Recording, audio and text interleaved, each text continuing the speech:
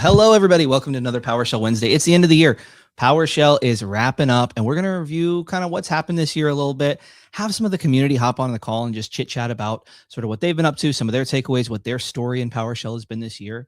It's been just so fantastic to see so many people in our community who are attending these grow in their career, learn PowerShell, give their first presentations, become Microsoft MVPs, solve a small problem. I was just helping Halcon DePeters. I don't remember what their real name is, but yeah, I was helping them in PowerShell scripting channel, the PDQ Discord earlier today, and they're doing a really cool project that's going to have some great value, and it's kind of a simple looping through thing that you're going to run into a lot, and they're going to be able to take what they learned from this and apply it to a ton of more problems and gain some confidence. So that comes from people asking questions and showing up. And I want everyone out there to know that if you're a beginner, if you're advanced, whatever, we want all questions all the time, whether it's here while we're live or whether it's in community. If you're in the PDQ Discord, discord.gg/PDQ. If you're not, whatever communities you're in, ask. If you don't have a great support group around you, you need one to have a lot of success in your career and to just have more fun. It is very easy to just kind of fall alone and be on your own, but you don't have to do that. You can be with us, and we're all growing here together. So, woo, welcome back. And if you're listening to the PowerShell podcast too, that's sweet. We've put out a bunch of those, but it's been a great year for content for us and PowerShell and the community, and very fun. I want to recap a couple of fun episodes in the general genres, and then I'm going to bring some guests on, and we're going to just chat and let things flow. And if you're on the PDQ Discord, I posted a link. If you want to join our little community chat today here, click on that link, and I'll add you in just a minute here. Got 3 guests right now in the backstage, so I'll be quick with a little year recap. There's a few different genres of things that we covered, and hey, thanks, Gunner Bear. A few things we covered here this year. Different topics. We had some beginner stuff. We had some advanced deep dives. We had all manner of fun PowerShell topics. Let's start with some of the things that we built this year. All right, what did we build? Well, recently we built we pair programmed a PowerShell platformer live, which led to a hilarious clip. Shout out to Not Gary. It is the most popular clip I've ever had on Instagram, which I think I got like 1,000 likes today and 50,000 views because AI roasted us as we wrote some things. And there's been a lot of those kind of weird, funny moments that just randomly happen when you are coding live. We also had some live PowerShell tool making, building a module from a simple one-liner, creating a PowerShell module in minutes with PS Stucco, and PowerShell as a gateway to C#, turning scripts into applications. I like coding live. If you all enjoyed that type of content, let us know and we'll do more of it. Whenever I was coming up, I really enjoyed seeing people problem solve live and kind of seeing that whenever you're building modules, it is not necessarily the most confusing thing in the world. It can be a lot of small steps put together, and it's nice to see those steps rather than just the end result. We got a ton of beginner content. If you want to go back and listen to this, if you are a beginner, there are some great talks here. Functions 101 with Fred. Shout out to Fred. He's been here many times. Basics of the PowerShell pipeline. Getting started with file management in PowerShell. Where object essentials, select object, text manipulation basics. A lot of great stuff there. Gotta give a shout out to this one. Learn Microsoft Graph PowerShell with Morten Minster. I think that was our first that was actually on YouTube. One of our most popular of the year. We also had PowerShell in the pipeline, open source CI/CD with GitHub Actions, move your automation to the cloud using Azure Automation, building a graph preprocessor module with Christian Ritter. And then we just kind of goofed off a little bit. We had some toast notifications. I mean, it's not really goofing off. That's practical, but it's also just so much fun. We covered turtles in PowerShell, which is some wild programmer fun stuff that you can kind of take and see some patterns there. And how to create amazing websites with Obsidian and GitHub. Lightning demos. We had so much stuff. We did these from conferences.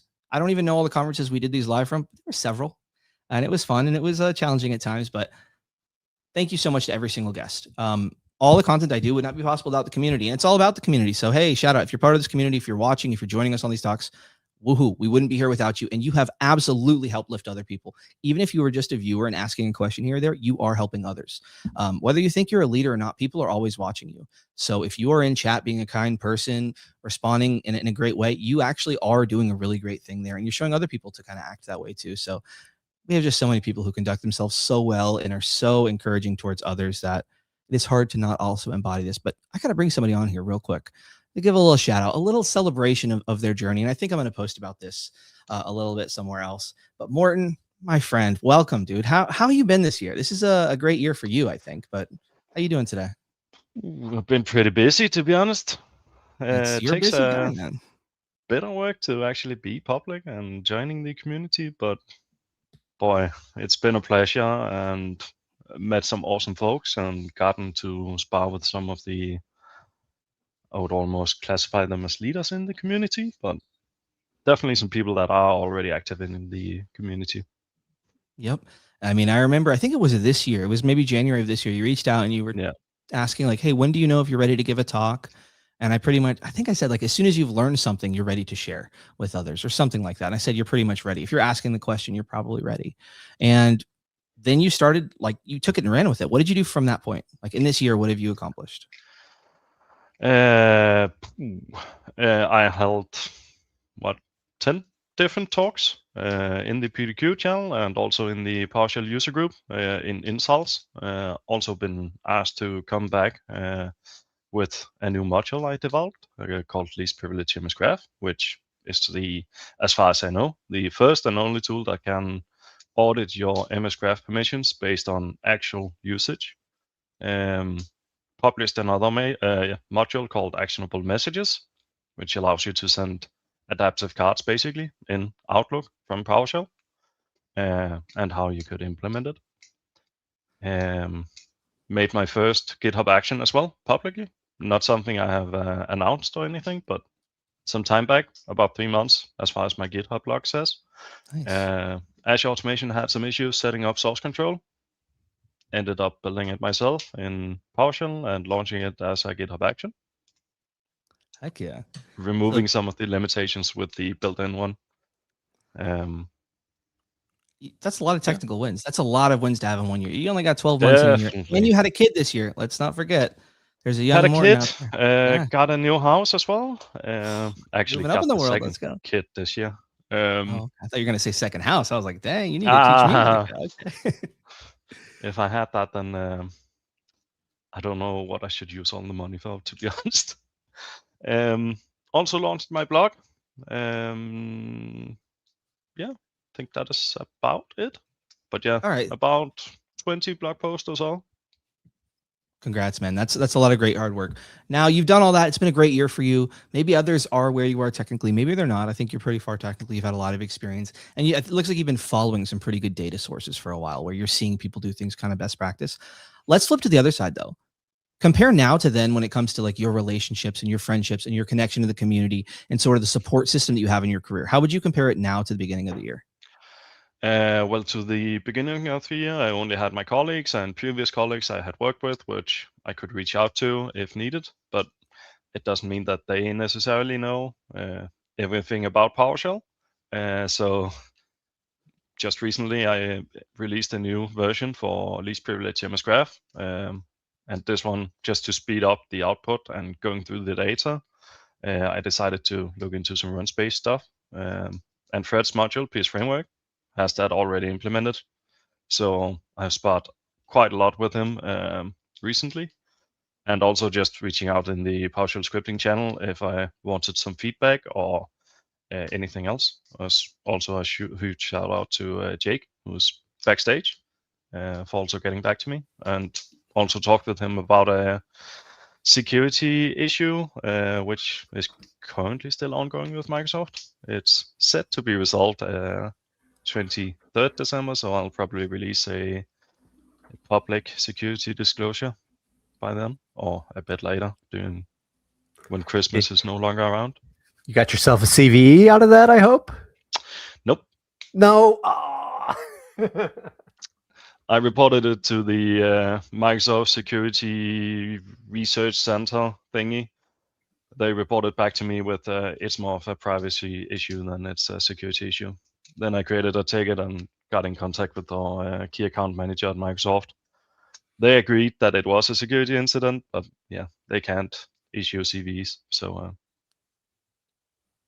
happens. Well, wins are wins, but I think what you're highlighting is like, it really is not like, if you're out there wondering how you're going to get good at PowerShell, you don't need to be the expert of everything. You have other people around you that can be good at security, and there's more. He's good at graph and good at this and good. And all of a sudden, if you need a kind of a project that's related to these fields, you have somebody to ask, and they can give you a great jumping off point. Or you can have somebody that you know and you've seen them be successful. And you can be like, oh, I like so-and-so. Maybe I could do it too.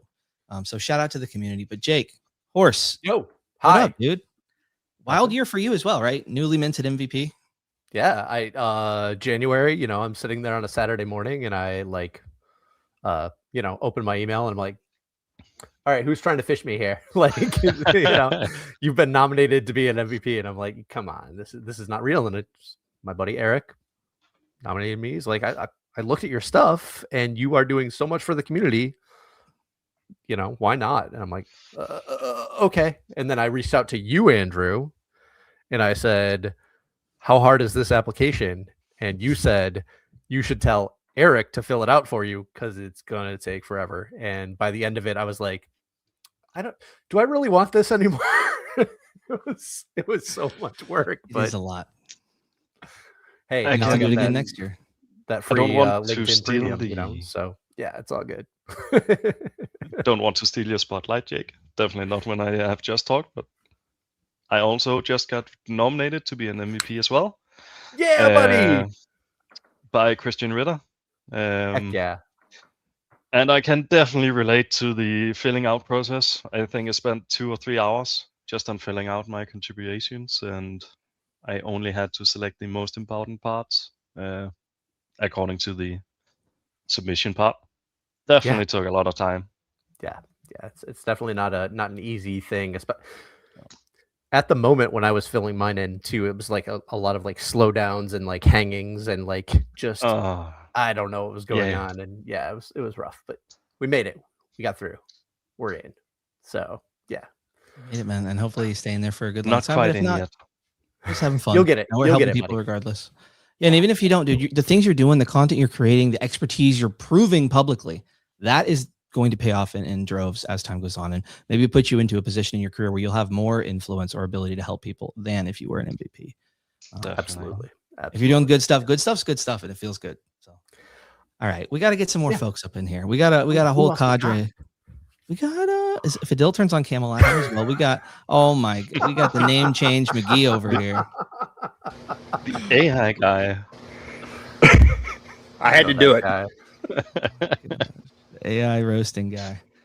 Oh man. I didn't bring the AI with me, so we won't get roasted. Okay, good. But you brought the games with you. So those who don't know, not Jake, his name is Gregory Martin. He has a couple names. We don't worry about what his name is. He has this project called Eldoria. He is our local game dev. He's probably written more code for video games than you've played video games this year. At least he's beaten me on that. I'm almost certain, just based on the number of messages I've read, where it's like, holy crap, this is a whole new feature with like code that I looked at PS Platform, and that was a basic project, and that was a little bit like, we got gravity? What are you talking about? Physics? What the heck, dude? Welcome, man. Seriously, I'm Greg. Yeah, good year for you too, man. I remember my for a minute. So, were you in like communities? Were you public at all before this year, or what happened? So yeah, I started. My public presence is actually a little fragmented. I actually was in a Linux podcast back in like the early 2010s with a couple of guys out of Wadsworth, Ohio. And then I was really big in like Ohio Linux Fest scene and that kind of stuff. And then it just petered off, mostly because I didn't really have anything to write about, say, or do anything. So, so I kind of just stopped doing it. But the game dev's always been kind of a hobby of mine. And the fact that I did in PowerShell, novelty as it is, has opened up a lot of community-based avenues and stuff like that. And it's allowed me to showcase for the entire world my insanity that goes on in here all the time. And it's been good. I've had a lot of good feedback, a lot of good interactions, met all you guys. So it's been great. Yeah. No, it's been, I mean, for me on my end, I just feel so fortunate. I have so many awesome friends like you all, like so many people in the chat who I have not actually talked to before, but I've seen for so many weeks. Just feels a lot easier to maybe deal with the challenges that come up that are unique to my workplace, when I know that other people here and there have unique challenges that they're dealing with. We're all kind of at different states of dealing with these random challenges that life and work brings up, and just to not be alone. Because I've definitely been in that spot in my career where I was very much, at least felt I wasn't alone, but like, because I wouldn't ask questions, I wouldn't connect, I created that kind of aloneness. And I see it so much. So I really try and emphasize to people that they take their steps, because I don't know anyone who has ever taken a forward step, at least in my circle of PowerShell, who has regretted it afterwards.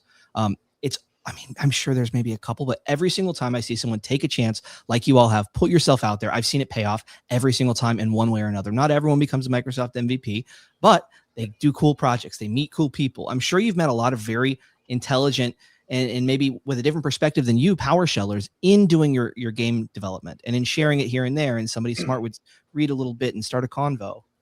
Well, even yesterday, I don't know if you remember seeing this, but I was having a dialogue with Track D in the Discord about the platformer. I mean, he was actually trying to fix a bug in there, and then I ended up fixing it really fast. But he also had some other insights in terms of like how he thinks about PowerShell and how that bumps up against my my insane programming style and how it's expressed in PowerShell. So I think no syntax highlighting. No syntax highlighting. What the hell?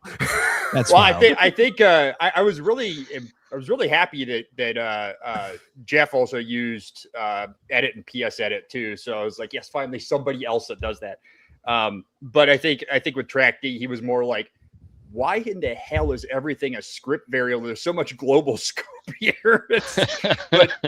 But I mean, here's the thing: is like in game development, you have that. I mean, it's global scope bonanza. So, and I rationalized that a little bit too in the chat, which is saying something like, and this is probably a little esoteric, but it's like, if I'm passing data to several calls deep in a call stack, why would I have a function that takes that argument when I could just make it a public variable and not even have to deal with it? Like I don't have to think about it anymore. You know what I mean? So it's stuff like that you don't think about you don't really encounter it in like general scripting and that kind of stuff. But when you're talking about like complex programs with a tremendous amount of state and stuff like that, that's when those kinds of thoughts come into play, and you do crazy things like that. And then you have Track D. It's like, I can't debug this thing. But no, his feedback was really helpful. Actually, I was able to fix that pretty quick because of what he was pointing out, and he reminded me too of the ANSI skip sequence for optimized drawing routines on fast refreshes. So sweet. And everybody who's listening, oh, sorry, go ahead. I was going to say, but yeah, to your point, Andrew, it's like being able to work with Track D and MDGRS and that kind. Like for me, at least, that's been a good thing. Absolutely. Imagine working at the same place where you get to collaborate every day. Probably not going to happen, right? To have two PowerShell lovers who are into it and so well versed in other things as well, probably not going to happen. But through the community, you can build yourself up professionally and connect and collaborate with these other people and learn from their insights and the way they approach problems. And you're not going to get that if you're not doing public stuff. Even looking at conferences and joining something like this, like you're going to see the way that other people who have had success in their careers do things. The wider your perspective is, the better it's going to be. I think that is absolutely true. So awesome. Love seeing people share things. All right, guys, I'm about to ask you if you could prepare a little, show off a project you worked on. I think, Morton, you mentioned some. Greg, you got a game. Jake, you got a little locksmith. You don't need to show the whole thing. Maybe pull up the GitHub page, but be prepared to talk about it, because the cool thing about teaching people how to write PowerShell and how to do things, it's because they can actually create tools that you can use in the future. And I'm not saying, Jake, you didn't learn PowerShell this year, and Locksmith didn't even come out this year. Locksmith 2, maybe you'll tease that. But, if you create these tools, they're durable. If you build somebody up in PowerShell, they work where you do, and they start maintaining your tools. Well, that frees you up to do more stuff. So it is very self-serving when we're trying to build up people in the community. If you're a beginner and you see people are trying to help you, it's not because we're just like, oh, we're just so selfless. It's like our community depends on us having that next generation, building people up. It can't just be, oh, we have these 3 experts who know all the answers, we're going to ask them forever. We're not like that. But all right, Morton, are you ready? You ready to kick us off here? Sure. I click the present button at the bottom, or I don't know, whatever it is. Let's do some live demo instead. Just for no fun. pressure. No pressure. Just Oh, make sure it's as usual. Well, we can't see it. You might need to control plus about 100 times. Geez. IDE for ants. Oh, it's still very tiny. What? Is it still tiny? Bigger. Yeah. You said IDE for ants, and the first thing I thought of was Stephen Wright's joke about the ants that dressed up as rice and robbed a Chinese food shop. Is that better? I get it. What's wrong with your brain, man? I don't. I have no idea. That looks better to me. Yeah. Great. Full size, yeah. It's a bit messy, but yeah, it's just my testing stuff for my module. Basically, it's least privilege MS Graph with a few commands like initialize log analyzer or log analytics API, which is just registering a endpoint for the intro auth app. Get answer service. Oof, this is quite hard when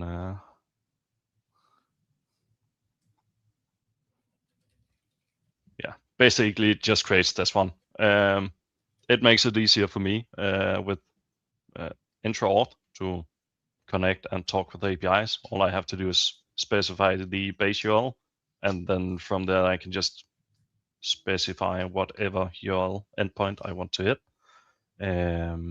Something like get app activity data, where I believe I have to do this one. So instead of specifying the full URL, I can just write the base of the path instead.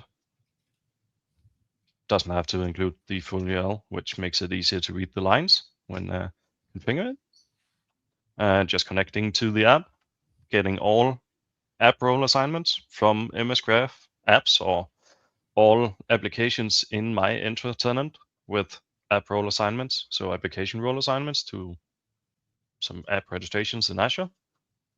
And it's a bit hard to see, but there are about 372 different apps with MS Graph role assignments on them, application-wise. And the basis of the module, let me just limit this to, let's say, 5.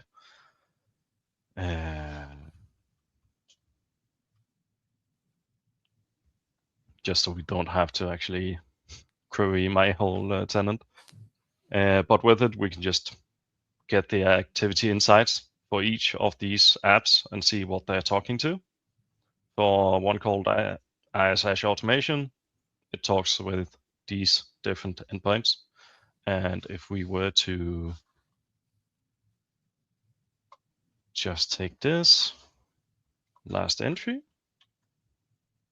and went into activity, we can see it basically just talks with these 3 URLs.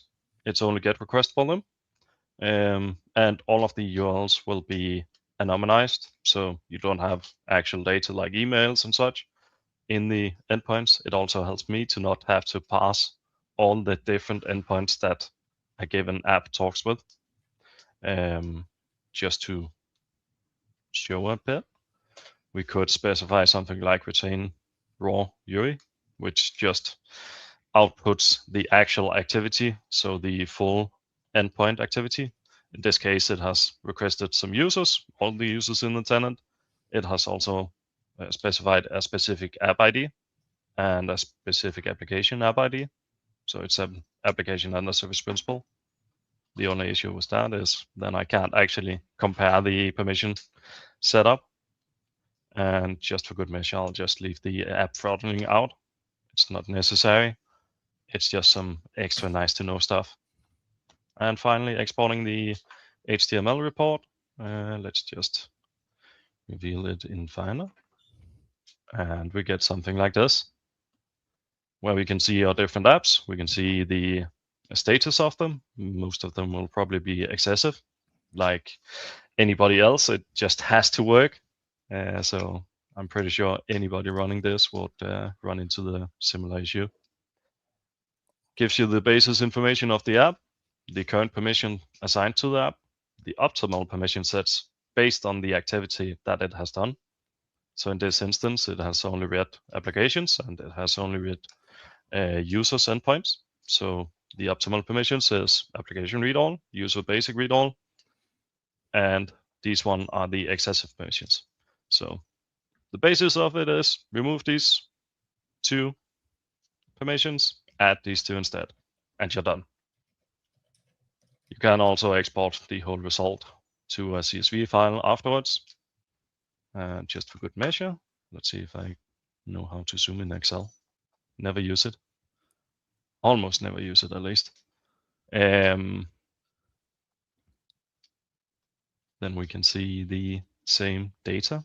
We don't have the application permission IDs. It's something I intend on including at a future point. But yeah. Wow. All right. I got to say a couple things here because this is pretty helpful. I think a lot of people have environments where they could use this. A ton of people actually. And if they don't know, like this is called least privilege MS Graph, right? Yeah. Which let me just pull up the site.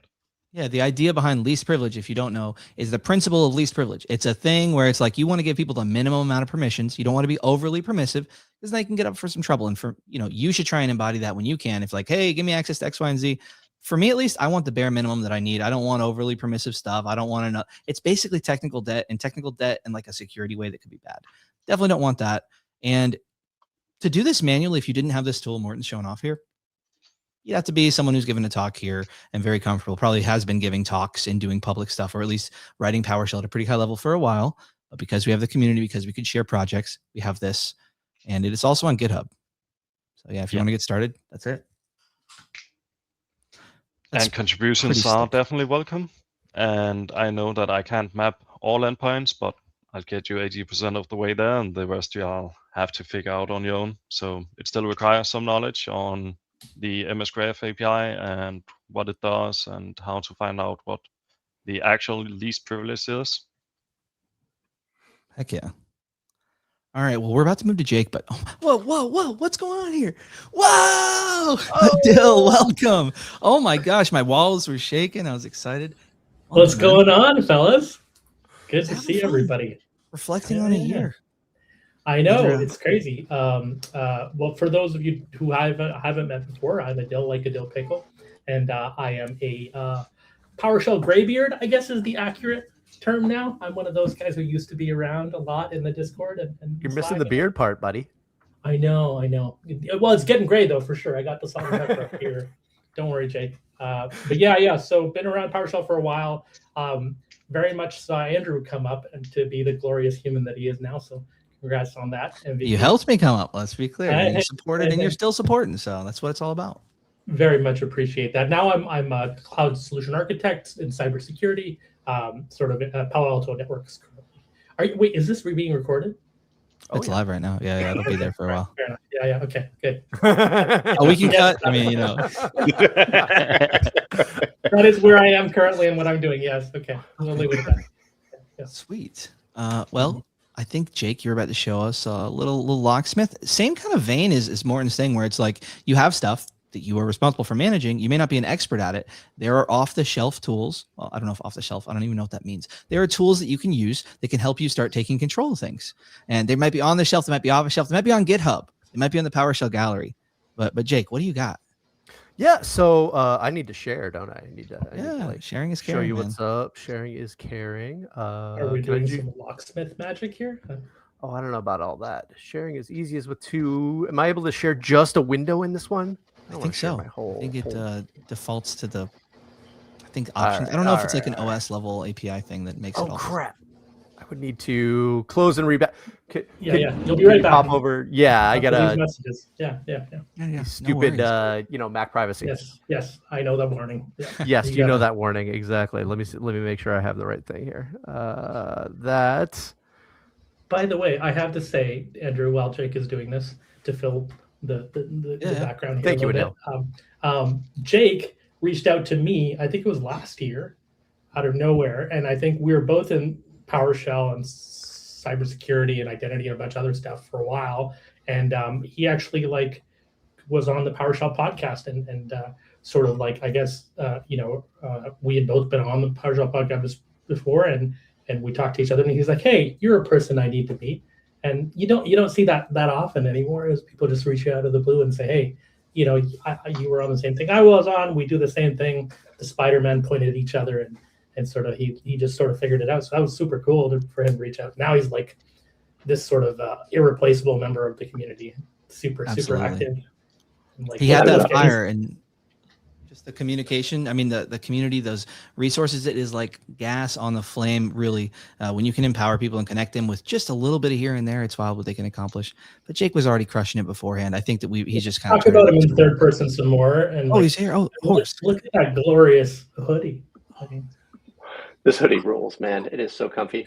All right, I'm gonna move this to a different screen, and then I'm gonna do it this way. And And I think your mic live, reset man. as well. Yeah, I think your microphone Son of a was changed. biscuit. You know what? Hey, how about I do you a favor? Not Greg, or not Gary. Greg Martin. Let's. What you got, Greg Martin? You put me on the spot now, huh? I am. Yeah. No, I can showcase two of them really quick if you want. Two of them really quick. All right, let's see. Do Yeah, it. really quick. Let's see here. So I forgot to do this in StreamYard. Only if AI chirps at you while you do it. I don't think we're gonna get that lucky this time, boys, but we'll see. There we go. Okay, can you Good see? button for you. There we go. Here we go. Okay, so we'll do platformer first. Everybody should know this one. I mean, I'm a contributor on one of the main contributors. You my are child. a contributor to it. That is right. No big deal. So this one actually is the more recent version, Andrew. This is like I think 3 revs more recent than what we did. It does have the fix with track D and then some other timing stuff that I implemented in it as well to do animations. So you can see here that the character object is actually animating according to like a frame sequence, and it's tethered to the frame rate and the jumping mechanic. Everything's still in place.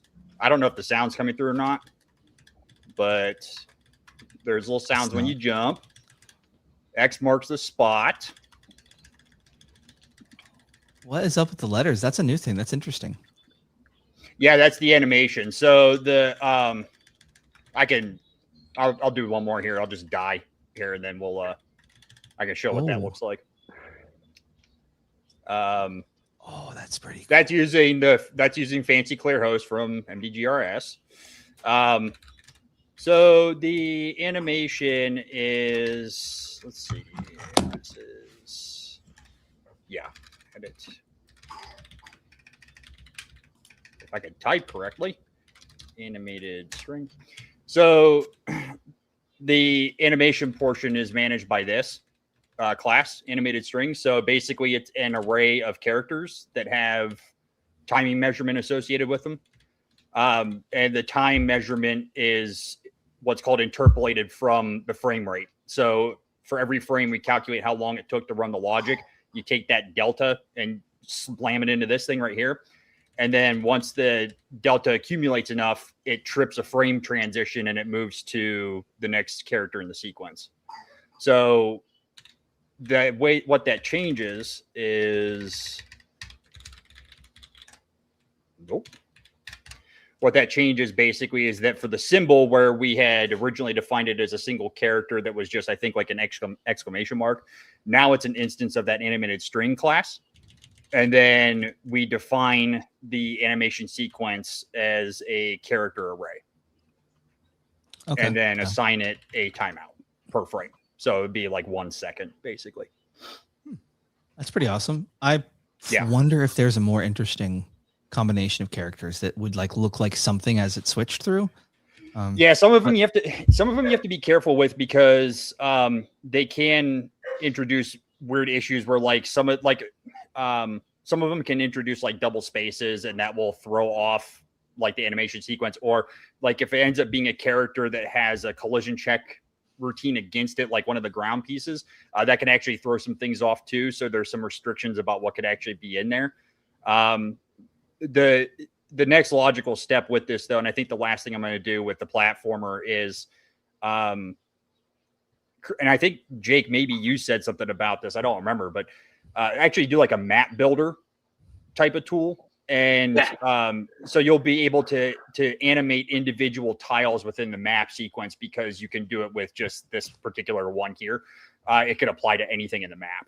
So you could have like animated characters as borders or collision pieces or whatever. So I think that's going to be the last thing I'm going to work on with that. And then this project, I think I'm going to close it out and just let people have at it. So, but that's the current state of the platformer. Sweet. I honestly could see that game going a little bit viral if you can smooth it out, add a timer to it, and like that ecosystem of creating maps and just simple feedback. If it's clean, I don't know. I could see it having some kind of like Yeah. small niche group behind it. Yeah, Oh, you yeah, make I that think. map, Yeah, I make think that so, map too. better, super simple, and then like yeah, you just write a few things and you're good to go. So Yep. Yeah, absolutely. And then really quick, this one is the big boy project. So this is Eldoria. Right now it's been in module format for quite some time. It was, Andrew, I don't know if you remember this or not. It was at one point a nearly 75,000 line PowerShell like single script. I've clobbered that up and put it into a module. And we're ready to go. So we're going to start it. We have our nice little opening animation sequence.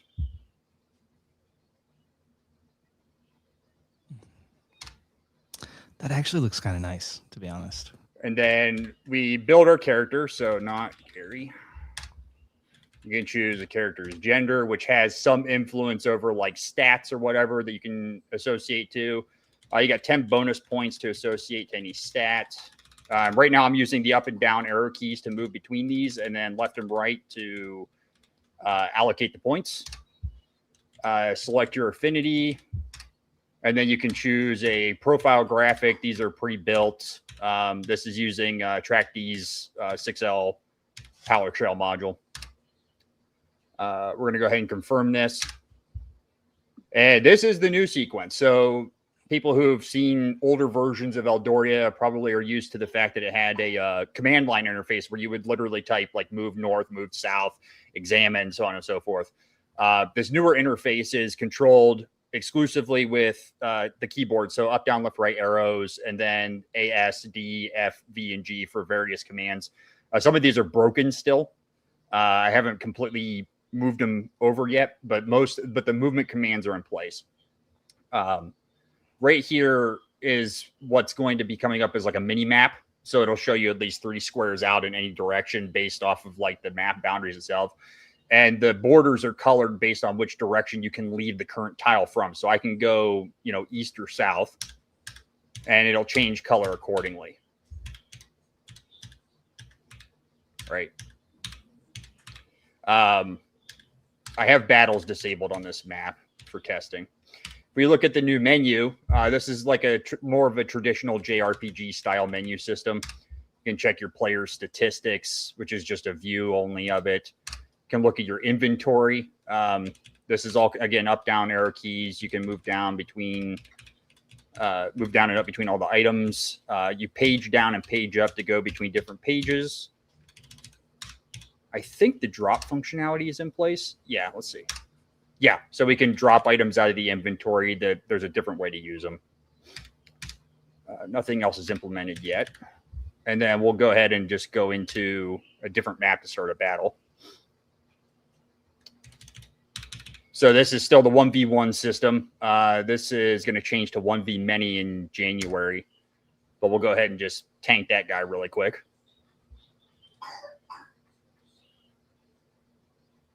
And that's it. We got 50 gold and found, for some reason, that thing had a bottle of milk. So not sure we want to be drinking that milk, but whatever. I think he needs some. I don't know. I think he does too. Keep it going. Yeah.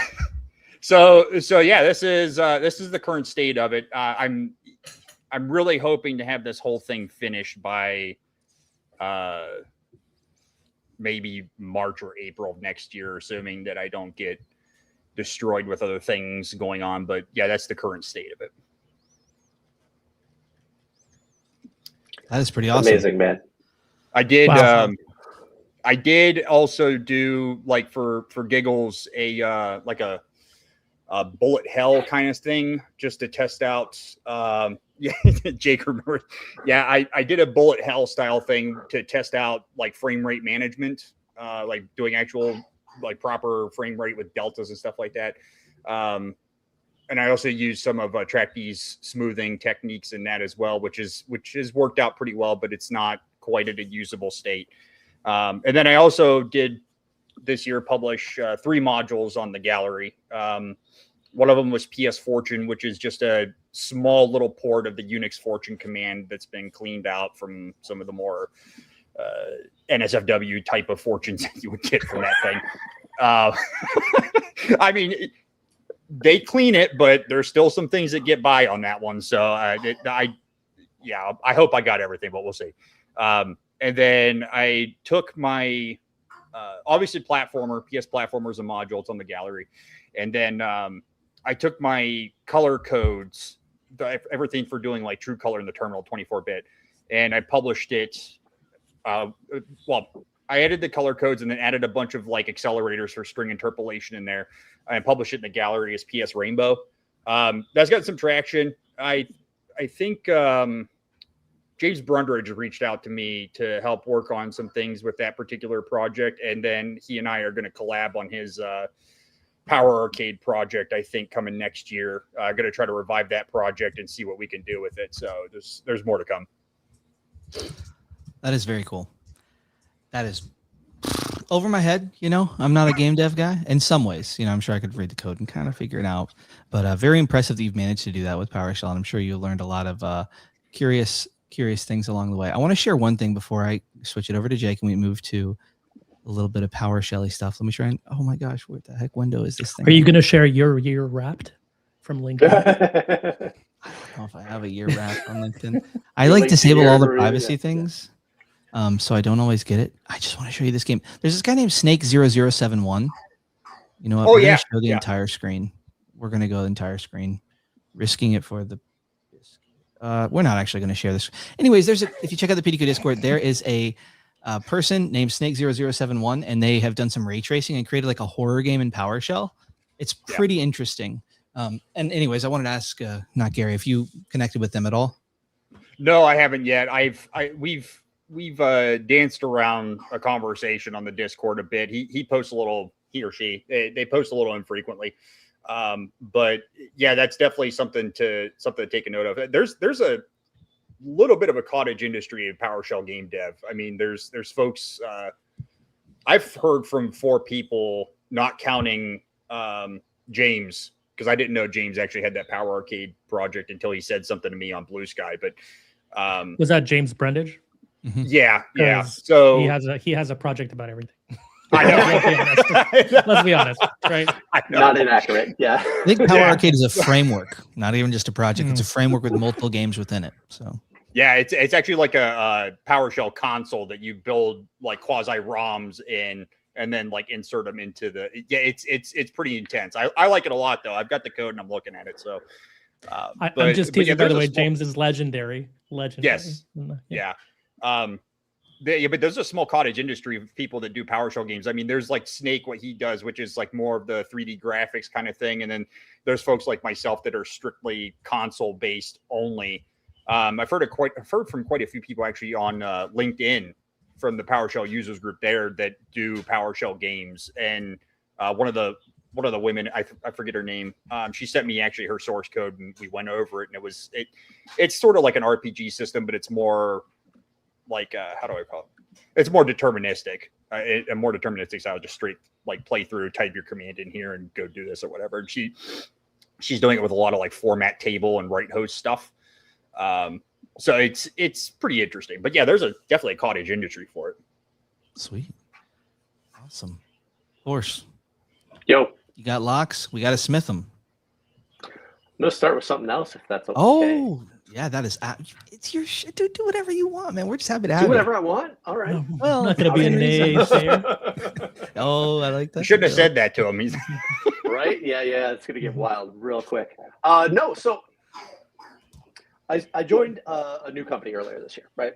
It was weird. Joined a new company, got MVP like a week later. It was wild. And doing sort of the same sort of things that I was doing before. Active Directory security assessments, right? Previous company had been doing them for many, many years. Their tooling was mature and, these things. Came over to this other company. Very powerful tooling, not super mature on like the user experience stuff, right? So I've been spending the last few months kind of analyzing processes and trying to like figure out a way to make this easier for people that are like juniors, because that's really what I want to do. It's just like user experience, right? Make things easy to use. And We currently use like 4 different tools to complete a security assessment. And if you screw up the order, things get out of whack. If you stop and you come back to something, it's like, Hold on, wait, only 4? I mean, I think we're actually at 7 that we use on the customer environment, 4 that we use back at our place. So yes, I will say the Active Directory security industry generally, there's like 12 tools. Like, we try to minimize, right? But I came from, my prior employer, it was 1 tool in, 1 tool out. So like we really had streamlined the process, right? So the last 2 months, I've built this kind of wrapper that kind of leads you through the process, right? You ask you for a question, open a file explorer, blah, blah, blah. And then I got to a point where I tried to, hand it off to one of my junior guys and have him run it. And like, oh, now you hit a point where you have to wait for a customer to reply to you. That may be 20 minutes or that may be 20 days, right? Like, who knows how long this is going to be. And so I was like, oh, what if I just use the PowerShell workflow stuff from Windows PowerShell? Cool, should work great. All of our tooling is built on PowerShell core, open source PowerShell. No PowerShell workflows. So I was like, what can I do? Stepper. I am writing a little thing that it runs your script, and every time you have a new step, right? If the step completes, it's going to save your state, and then if you restart the process, it skips through and finds where you were at and starts up again. So that's all this is. I had it way too complex when I was working on it about 2-3 weeks ago, and I was like, you know what? All I really need is just like save my state. That's it. So you can see here, every time we hit a new step, that's just going to check and see if there's a state file, and if so, it's going to load it up, check where we're at, and then maybe skip through. Let me run it. I saw your face there, Andrew. Yeah, I'm a little curious. I also want to kind of see the code behind New Step at some point. Oh, it was all written by Claude. Don't worry. It's all I'm curious. It's just like, so we say state, so we got some stuff we're saving it to a file or something. Let's see. Yeah, it's saving to, and I'll show you in the example. So let's see. Oh yeah, so loads up the script, right? There is no stop stepper at the end to tell you to stop. It would not be able to know when you would actually ended and then cleaned up. So do we want to add a stop stepper to the end of this? Yeah, let's do that. All right, so it tells you script modified. Let's include stop stepper, and we can now see at the bottom, stop stepper has been added. And then let's run that sucker again. It's going to walk through its multi-step process. Oh no, something happened. It broke. Let's see, run it again. Resume from the last step. Yeah, let's go ahead and do that. We go right back to step 2 until step 2 completes, step 3 completes, etc. And then it cleans up. Boom, you're done. So now in those times where we have, I'm waiting on the customer, who knows how long it's going to be, I can stop the script and I can restart it at that time to not lose any of the work that we've done. So the reason also for this is that like our processing, so I work in Active Directory primarily. I don't know if you know about this, but Active Directory is gigantic, right? It's so big. Even recovering data from like a 300 user environment is theoretically gigs of data, right? It's gigantic. Processing that data is gigantic because there are so many connections between all the various bits of Active Directory. If you're familiar with graph theory, right? There's nodes and there's edges, and one node may have thousands of edges out to other nodes. And so like it's so slow and so long and so likely to fail. So hopefully this will make this job easier. And submitted this as a talk for PSConfig EU too. So we'll see. Sweet. And I think it's the type of thing that can apply to so many different things. Like there's so much stuff where you can you can automate a lot of this process, but there has to be some kind of thing where you got to manually do it. You got to wait, you got to whatever. So very cool. You can apply to security stuff or probably anything. Well, there's a thing too, like, we're relying on parts of our information that have been processed multiple times, right? You process it, you ask the customer for a thing, you process it again, you make some changes, then you process it again, and it's this continuous thing. So we'll see. So I'm definitely curious, Jake, if you had some kind of authentication to APIs, would you just include that at the top of the script and then it would continue from the given step that it got to, or how would that work? So in the version that I was building up until today, I literally blew everything away today and started over. Yes, it was all of that authentication and everything was stored in a ClickXML file, CLI XML file, and like, not super secure, but also like the way that we do our internal things is every assessment is run on its own separate VM, right? So that way, when we're done, we blow away that VM. We know the customer data is now safe. So yeah, absolutely, that saving credentials and stuff into that. Yeah. I'm not going to dig into the logic too much. Sorry, Andrew, because I need to understand it myself first. Like I said, Claude wrote it all. It's really just like, let's see if this works. And it did. And I was like, oh, okay. The disappointment on his face was palpable. I know. It is what it is. If it works, it works. And honestly, if you have a starting point that you can then iterate on and you already have the skills to clearly make modules, hey, sweet. Yeah, absolutely. But I will show you Locksmith 2 if you want to see that. Please do. So this is the first public presentation of this. So Locksmith 1, for people that are not aware, ADCS tool, right? 2021, SpecterOps, a bunch of people at SpecterOps wrote a white paper called Certified Pre-Owned, where they talked about like 8 different ways that you could attack Active Directory certificate services. And like 2 months late after that, my boss at the time was like, hey, we need to be looking into this stuff. And so I was like, oh, I'll do it. I'll try. And now this is my freaking life. It's like all I think about. So I built Locksmith in 2022, released it in late 2022, and kind of took traction in 2023, really. It helps you just kind of look at your Active Directory environment, Active Directory Certificate Services environment, and find the problems, and then gives you code to fix them. It's really simple approach, but like it started as a script and it grew into a bloated module with no real architecture. And I'm trying to do things a little more modern on Locksmith 2. I made a change earlier this year to add like there was a new attack style that was released, right? And it took me touching 7 different files to add this one thing that was literally like one wrong attribute.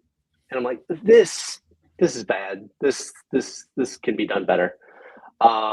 So yeah, now I'm approaching things in a different way, in that we've got configuration files that describe how, what a dangerous access control entry is. We've got other ones that describe what an ESC3 condition 1 is, right? And these are just PowerShell data files, so they're super usable in PowerShell. Considered JSON for a while, but I'm a PowerShell guy, so I'm gonna stick with that. But most importantly is I got so many requests from red teamers and stuff about like, hey, I want to use this from a non-domain joined machine. The original Locksmith was like, you had to be on a domain joined machine. You had to have the Active Directory tools in order to run it. Yeah, this can run from any domain joined machine where you have a credential, and yeah. Ooh, and that's it. Logo. Yeah, it is so fast. Like I just captured data about all of the environment and gave report on. Oh, and I want to shout out our friend Mark Go. I was not using script scope variables. I started in this 2 weeks ago. Yeah, you too, Gary. Not For Gary. shame. For shame. Right? Well, I was like, I want everything to be really encapsulated. I want this thing to be about this thing, and I want this thing to be about this thing. Yeah. At a certain point, that just gets so complex. I was passing these gigantic hash tables around that are like 50 different parameters, and it was just a mess. So Mark was like, "Oh, you should just write a little function that pulls all that data out, and so you can look at it." And so, yeah, that's what we got. So it's Heck yeah. the exact same information that Locksmith 1 right now will give you. Another thing that I added that I thought was pretty cool is a PowerShell check. So it actually goes through and checks what you have installed, and then asks you if you want to install it or not. And then also, it doesn't require these. Like there is one required function, but if you're using Windows PowerShell, Posh Spectre console not going to work, right? Like it requires PowerShell 7 and higher. You can do it, and you can run it in headless mode, and you'll just get objects back. It's fine. Next week and all the next 2 weeks, TUI and reporting with PS Write HTML from Evotech. So yeah. Nice. Yeah, it's been I put off Locksmith 2, not Lockshit, sorry. Locksmith 2 development for like 6 months. Had joined a new company, like I said, and we had some IP things, and I ended up having to go to the CEO and being like, "Promise, I'm not trying to compete with anybody. Can I just do this?" He's like, "Go for it." So, yeah, that's where we're at. Really man. cool. That is awesome. I think you're living what we all talk about. You put things out there. They don't have to be perfect the first try. As you learn, you put yourself out there. Oh, Mark Go can give you some feedback because you can't know everything, and then you apply it, and then all of a sudden, But I think it also speaks to, hey, if you have something that works, that is awesome. It does not need to be full best practice for you to get value out of it and for it to be worthwhile. Man, Absolutely. that's awesome. I mean, like the very first version of Locksmith, literally, I think checked like 4 things, and now it's like 17 different misconfigurations, and with risk rating and all of this stuff. And so, yeah, you just build out over time, right? That is absolutely what we should all seek to do. Is especially if we're not able to just do it like that, and it seems overwhelming us. Over time, start with the absolute smallest thing that you can do, as long as you're doing something compared to nothing. Still lapping the guy on the couch, right? Lapping the guy. I don't know what that means. Lapping the guy on the couch, Oh, lapping the guy. Okay, yeah, the guy. They said Kai. I'm like, who the I heck's the did. Kai on the couch? Okay, gotcha. Lapping the guy. Yeah. I don't know these phrases. I'm like old dog, new tricks. That's my phrase. Bada bing, bada boom. I got that one too. I don't know. What yeah, you nailed it. It's a little nonsense. Well, my dear friends, it has been a heck of a year. I think this is our last PowerShell Wednesday for the year. We'll be coming back next year with a bang. This year we had like 52 episodes. I think there's 52 weeks a year. I didn't count them all, but it's been honestly such a great year. And I think that there was a lot we covered today technically, but in between it all, there was this kind of current of community of, it was not just you. It was not, there's all of this. Somebody encouraged you, someone you found them, all of us, all these things. Someone came out and said, "Hey, Locksmith has helped me so much." And it led to professional growth for you. So all of a sudden it makes a ton of sense for you to invest more time, all this kind of stuff. And it all starts with you putting yourself out there and taking that step. And that is what we are all here to do. Gilbert is saying some jokes here. We're going to need to talk to Jake Hildreth about Stepper. If I squint, no, Saki's way more complex than. So this is like Sake Light, or what's that other one? It's not Sake, but it's not Automated Lab. Obviously, it's another one of those things where you like tasks, you press it, you build, and there's dependencies. Invoke build. Okay, thank goodness I remembered it. Okay, way simpler than either of those. Way simpler. Yeah.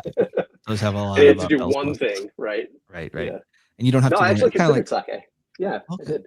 Yeah, I was like, but that's kind of the favorite thing for me about origin stories, as far as this stuff is concerned with these projects. It's always like, hey, I like this thing and I like this thing, but it'd be great if I just had a thing that did this. And then you don't find the thing in the community, then you just start building the thing. Yep. The majority of what I do now is like just finding a problem, and I'm like, I need this solved for myself.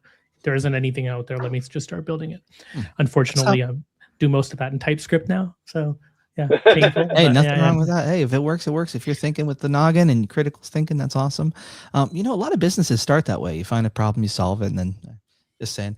But man, what I will say, Adele, QRcheck.ca. Oh yeah, we gotta plug these. Yeah, for sure. Man. Thank you. Good. It's so good. Yeah. Well, it's just Well, you could go to the site. I don't want to do it because this will kick me off the connection and then bring me back. but I'll throw it in here just in the chat. Anybody can post check it. it I don't out. think But yeah, but it's essentially just quishing is a thing now, QR check phishing, where like, and this happened down in Texas and a few other places as well, where people started putting QR codes on parking meters, and then they'd have you go to pay, and of course they'd take your payment and credit card information happily, but it was a scam QR code. And we go to restaurants, we go to all these other places, coffee shops, and we just scan these things for Wi-Fi or whatever, but we never even think about, hey, wait a minute, we're so good about cybersecurity when it comes to MFA or two-factor authentication and things like that, and the biometrics, but we don't even think about these QR codes, right? So I went out looking in the community for something that was free, that everybody could use, that didn't have a bunch of ads all over it and wasn't like, sort of paywalled. And there wasn't anything easy out there. So I kind of just started building this as a pet project a few months ago. And it's evolved now. I just actually recently refactored to get it to the point where now it does progressive results. So it'll give you it'll scan instantaneously, and within about 500 or so milliseconds, it'll start giving you some results. And then it should give you most of them in a few seconds. But it's really the whole point of it is just don't just yellow that QR code. So you can scan it with your camera on your phone. You can also upload an image of a QR code, and it'll essentially just go through a series of checks and tell you, it does a lot of things in the background. Obviously, it checks against threat intelligence, open threat intelligence feeds like Google Safe Browsing, URL House and stuff. But also it'll follow the path. So it'll expand out a short URL to tell you what the origin, like the final destination of it is, right? The termination point of that URL. And then it'll also go and, see if you're doing any puny code or IDN stuff, or typo squatting, or any of those common things that people are doing when they're trying to trick you to show a site is something else.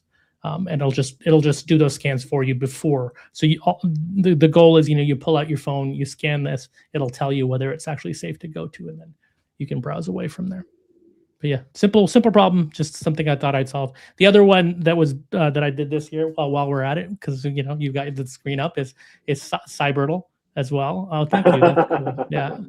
So again, a lot of this is all around trying not to. I think a lot of folks talk about, and sorry, I'm going to digress here for a second. We may be close to time. So it's cybertle.edu. That's the one.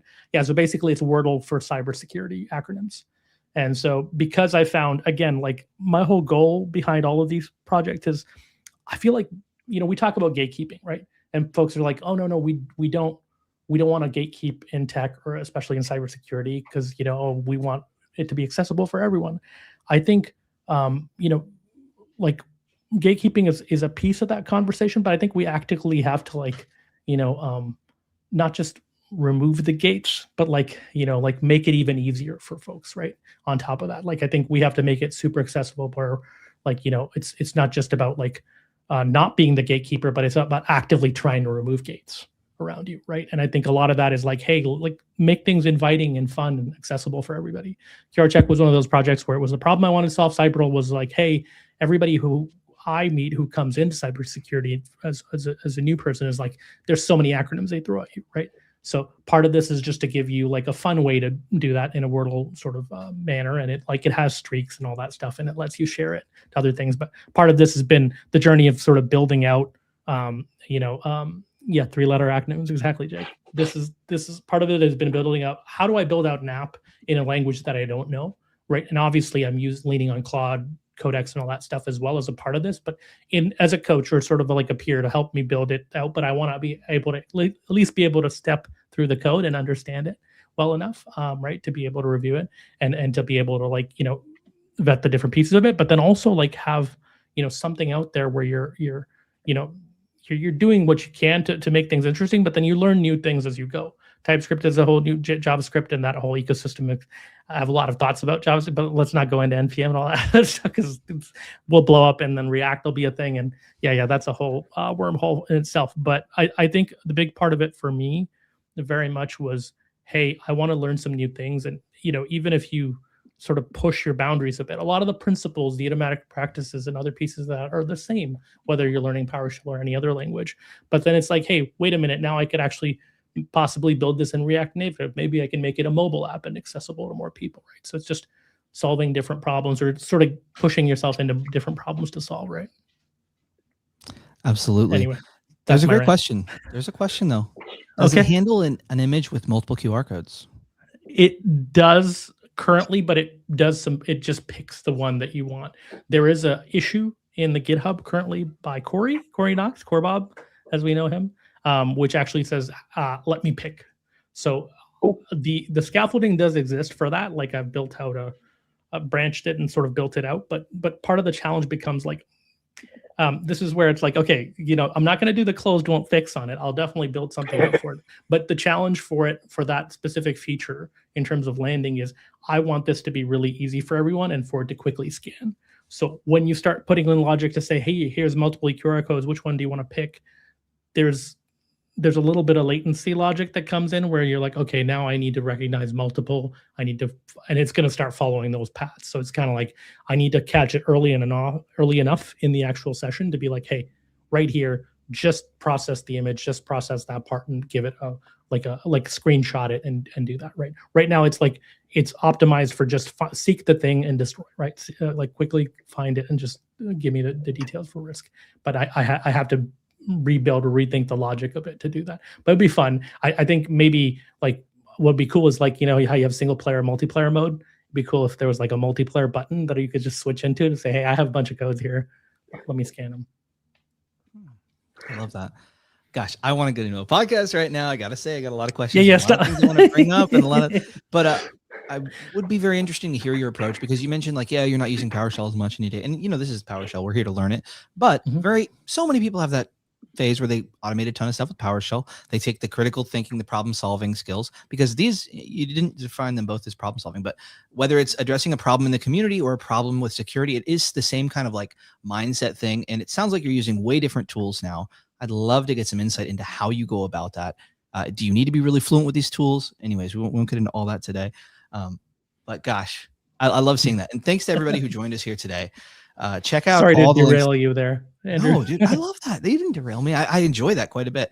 And we actually did a podcast recently where we talked about that as well. So we'll have to loop back and chat here in the near future because your head is in such an interesting space to me now. Like for you to be able to drop 2 projects like that in the past, was it like 3 or 4 months, maybe? With a day job and a 3-year-old. Yeah, that's the tough part is I think a lot of my stuff is late night. I just end up like spending like late nights and early mornings doing stuff. You just have to work around the schedule. But it's like I find, especially with sort of like, PowerShell, you go through phases with it where you're really involved or you may not be in certain parts of your career. And the thing I found was, with the advent of a lot of LLMs and sort of like, especially the CLI tools that help alongside your coding, I found it was a great unblocker because I would start picking up like a Node.js type project or, looking at something like Go. And I'd be like, I'd get to a point where I just get stuck. Right. And I'd be like, what do I need to unblock myself? I'm not going on Stack Overflow and searching for errors, right? And other things like that. It's just more about now it's like, it's the great unblocker. It lets me say, okay, here's actually where you're hitting that error. Here's where you have a function or some recursive logic or something else that you're running into. It's like, oh, great. That's exactly what I needed to know. And here's how to fix it. Great. Now I can keep going. Right. So lets you build like in a super accelerated time frame. So I love it. Awesome. It rekindles the passion. You know what I mean? Yes. And I think that's very relatable. We're all going to have those times in life where it's our time. And there's times when it's like, oh crap, like I'm just going to kind of get by, not be super invested in like this whole professional development thing. Just do my job well, and then kind of take care of me and my family or whatever you got going on. Because we all have things going on. But yeah, I find it a lot easier to come back to that involvement in the community if I don't fully remove myself and think like, okay, I'm fully done. It's like, you have to be aware that things will ebb and flow kind of naturally, and don't be too hard on yourself when that happens. But all right, guys, I got to wrap this. It's been an hour and 8 minutes of glory, and it's been a heck of a year. This is our last PowerShell Wednesday for the year. We'll see you all next year. If you have ideas, if you've gotten some value out of this, please reach out and let me know what works for you, where you are on your PowerShell journey, and more. Man, I don't know what else I want to say. I'm just seriously so appreciative. Happy holidays, everybody. Getting to be in this community and seeing all these awesome stories and all these other people just crushing it is one of the greatest things in my whole entire life, genuinely. So thank you everybody for just being you and doing your thing. And it is just, I just love seeing it. Everybody's winning. Who's losing? Who's getting the bad end of this deal? I get a good end of it. You get everybody. It's just, woo, go PowerShell. All right. Well, thanks everybody. I'm supposed to say a couple things. I'll do this. Thanks everybody who joined us today. We had Jake Hildreth, Adil Lagari. We had Not Gary, Greg Martin, Morton Minster. I'll have links to all their stuff below, and I'll put them in the chat here. Join us on the PDQ Discord, discord.gg/PDQ. PowerShell Wednesday starting next year. That's January. We'll be kicking those off again. PowerShell podcast every single Monday, including over this holiday season. We have some pretty exciting podcasts coming out here soon, but we'll see you next time. Take care, everybody. Keep learning PowerShell.